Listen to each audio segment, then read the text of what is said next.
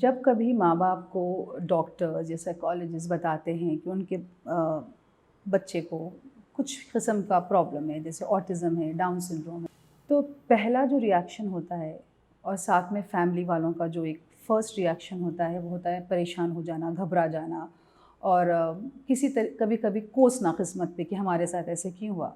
वो नेचुरल है, वो तो होता है।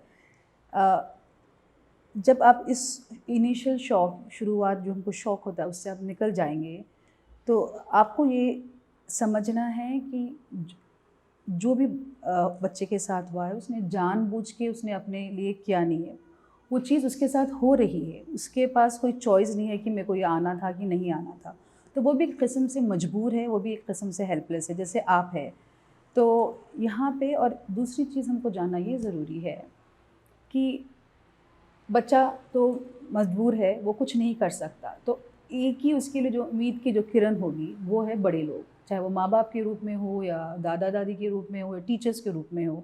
सो यहाँ पे आपको हिम्मत से रहना और हिम्मत से ठहरना, ये आपके लिए एक चॉइस नहीं है, आपको करना ही है।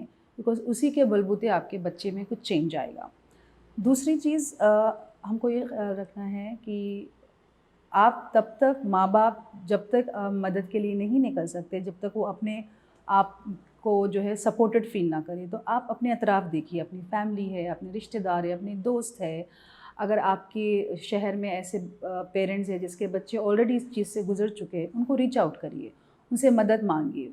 इसमें मदद माँगने में कोई शर्म की बात नहीं है बिकॉज़ जब आपको हिम्मत आएगी कि हाँ, ऐसे लोग ऑलरेडी हैं, ये तकलीफ़ सह चुके हैं और ये इम्प्रूवमेंट ला चुके हैं, तो आपको हिम्मत आएगी। जब डायग्नोसिस होता है और हमें पता चलता है कि बच्चे को किसी ख़ास किस्म की मदद की ज़रूरत है, तो जैसे हमने बात की पहली बार कि वो तो मुश्किल की बात होती है, परेशानी की बात होती है, बट हमको अभी आगे बढ़ना है।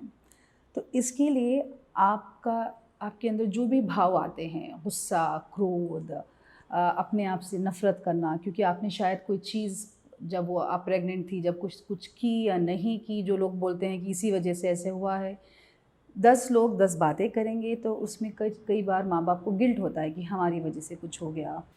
जो भी चुनौती आपके बच्चे की ज़िंदगी में है, उसको डील करने के लिए पहले आपको ये समझना ज़रूरी है, आपने उस चुनौती को जानबूझ के या अनजाने में आपके बच्चे की ज़िंदगी में आपने नहीं लाया है।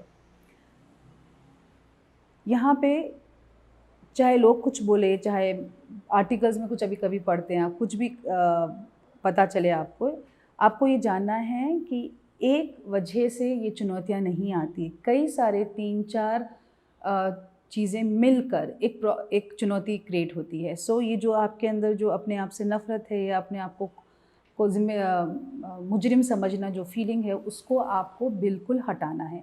बिकॉज़ ये चीज़ सिर्फ़ आपको परेशान करेगी और आपकी हिम्मत को पस्त करेगी, जो आपके बच्चे के लिए ठीक नहीं है। अ, और दूसरी चीज़ आपको ये जानना है कि ये जो आपका सफ़र रहेगा, अपने बच्चे को ठीक करने में, उसको बेहतर करने में, वो सफ़र में आप और आपका बच्चा दोनों साथ है। तो एक-दूसरे को आपस में एक टीम समझना और ना ही आपको क्योंकि आपको कभी लगता है कि आप गुनहगार हैं आपके बच्चे की और आपके बच्चों के कि बिकॉज़ हमारी वज़ह से ऐसे है, वो चीज़ को हटाना है। वहाँ पे बहुत सारी आपकी जो एनर्जी है, जो इमोशनल जो जज़्बाती एनर्जी इसी चीज़ में चली जाती और कभी-कभी लगता है कि आप दिन भर इतना सोचते हैं कि दिन में आप थक जाते हैं। सोच हमको इतना कमज़ोर कर देती है, हमको कुछ और चीज़ करने के लिए हिम्मत नहीं होती। तो ये आपको बहुत ज़्यादा ख़्याल रखना है कि जब नेगेटिव थॉट्स आते हैं, लोग कुछ बोलते हैं, उसको आप ज़्यादा असर होने नहीं देंगे बिकॉज़ जितना आप अपने आप को मज़बूत बनाएँगे, वो मज़बूती आपके बच्चे की ज़िंदगी को मज़बूत बनाएगी।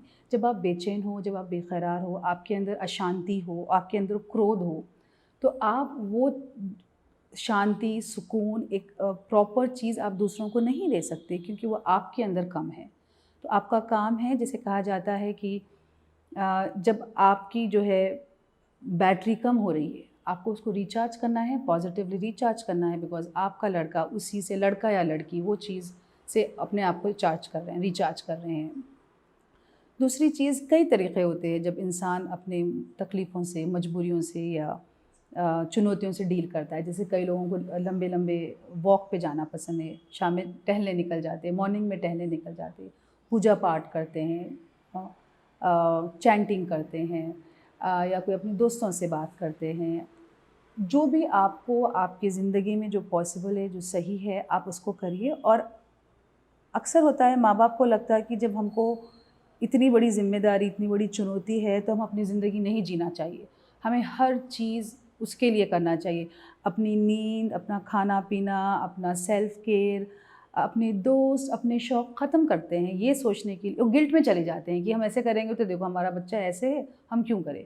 तो आपको अब तो डबल ख़्याल रखना है। आप थोड़ा ही टाइम लीजिए दिन में, एक आधा घंटा ही लीजिए, बट हक़ से लीजिए, जहाँ पे आप अपना दिमागी, जिस्मानी, अपना इमोशनल जो ख़्याल रखिए, ताकि आपको, जैसे इंग्लिश में कहते हैं बर्नआउट कहते हैं, जहाँ पे वो चीज़, आप बीमार नहीं होते हैं, आपकी रोज़मर्रा ज़िंदगी चलती है, बट आप दिमागी तौर से थक जाते हैं, हार जाते हैं, बिकॉज़ आप अपना ख़्याल नहीं रखते हैं। तब ये होगा, वो ना ही आपके दिमाग को बल्कि आपके जिस्म को भी बहुत तकलीफ़ में लाएगा, बिकॉज़ कई वक़्त बीमारियाँ आ जाती है स्ट्रेस की वजह से।